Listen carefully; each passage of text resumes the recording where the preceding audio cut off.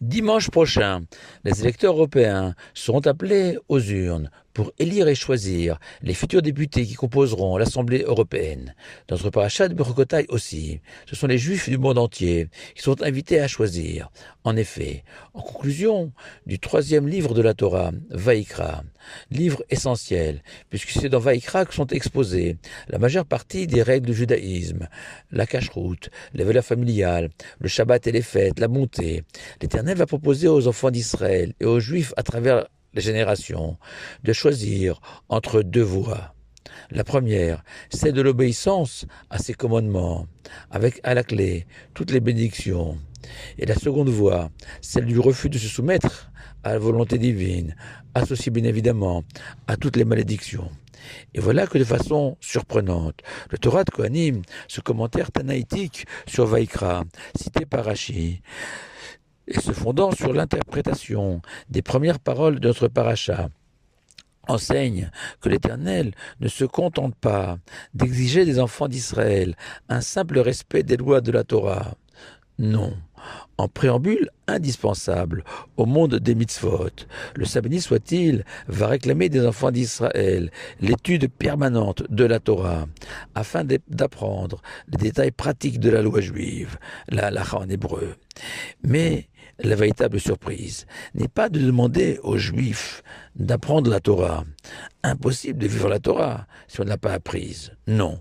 L'étonnement provient du fait que Torah de Kohanim précise chez Tiyu Amelim Batorah, littéralement que vous devez vous donner de la peine, consentir des efforts, vous donner du mal dans l'étude de la Torah, révélant une idée clé du judaïsme, que l'apprentissage de la Torah, son étude, son acquisition, sa maîtrise, ne peut se faire sans effort, synonyme d'application, d'assiduité, de concentration, de fatigue pour comprendre la Torah.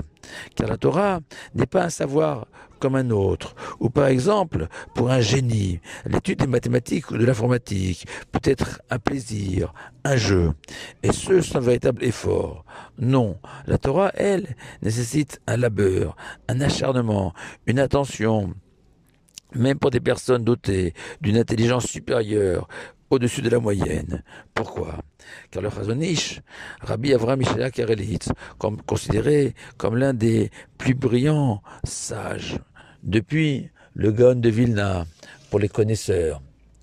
Et le Chazon Ish explique que le plaisir procuré par l'étude de la Torah, sa compréhension véritable, dépend du niveau spirituel de l'élève, et qu'on apprend la Torah avant tout avec son âme, plus qu'avec son cerveau.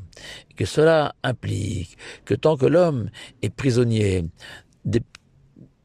des plaisirs superficiels de la vie, son âme est étouffée, et par conséquent cet homme n'a aucune chance d'apprécier la Torah, de l'aimer, de devenir un Talmid Racham, seul et unique titre de noblesse du judaïsme, littéralement un élève sage, et désignant ces êtres d'exception en mesure de percer les secrets de la Torah et du Talmud et les détails exacts de la halacha.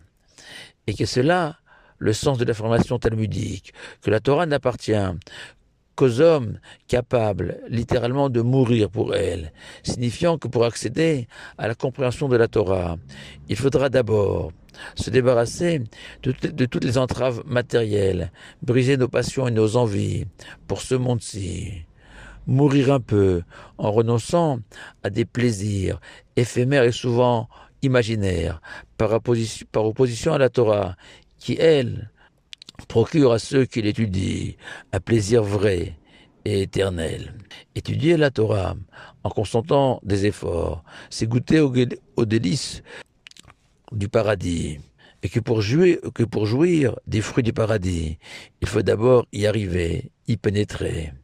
Et que le seul titre de transport pour le paradis, vers le jardin d'Éden de l'étude de la Torah, c'est la fatigue, l'effort, le don de soi.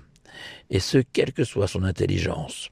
Et c'est ce qui justifie tous les encouragements de nos sages à étudier la Torah dans un dévouement absolu pour elle.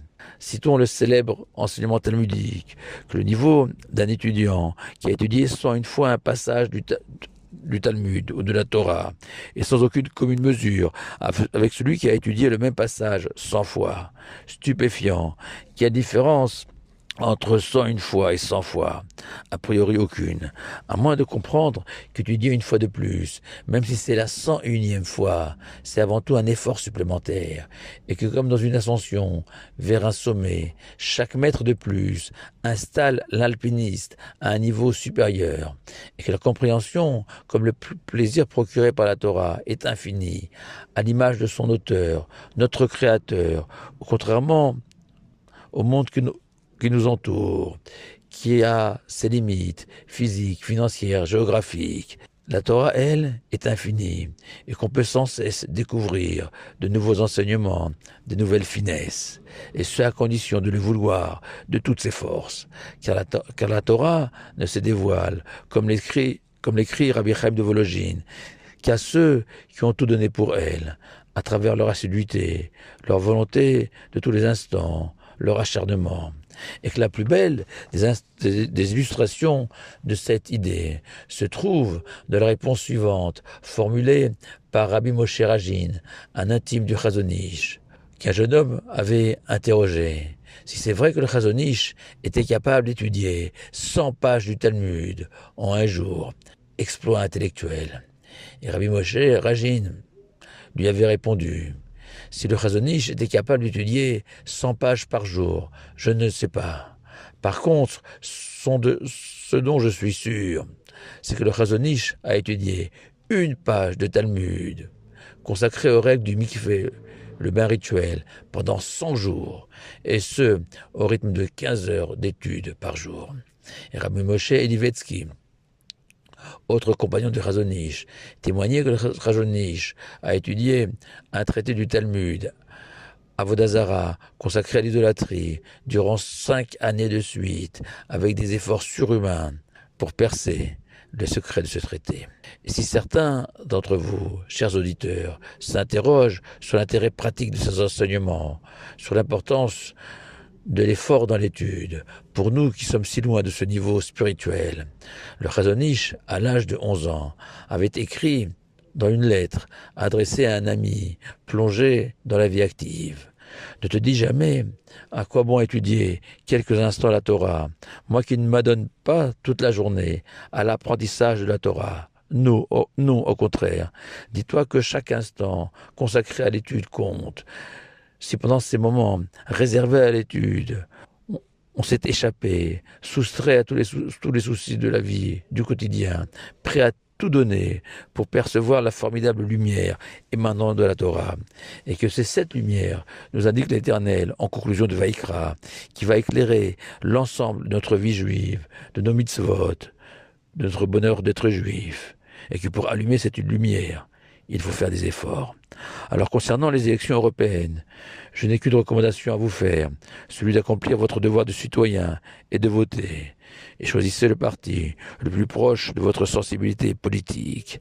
Par contre, pour le judaïsme, je vous conseille de voter et de choisir le parti de l'effort dans l'étude de la Torah, du don de soi, jusqu'à l'extrême, convaincu que ce choix est porteur de toutes les bénédictions promises dans notre paracha. Shabbat Shalom à vous tous.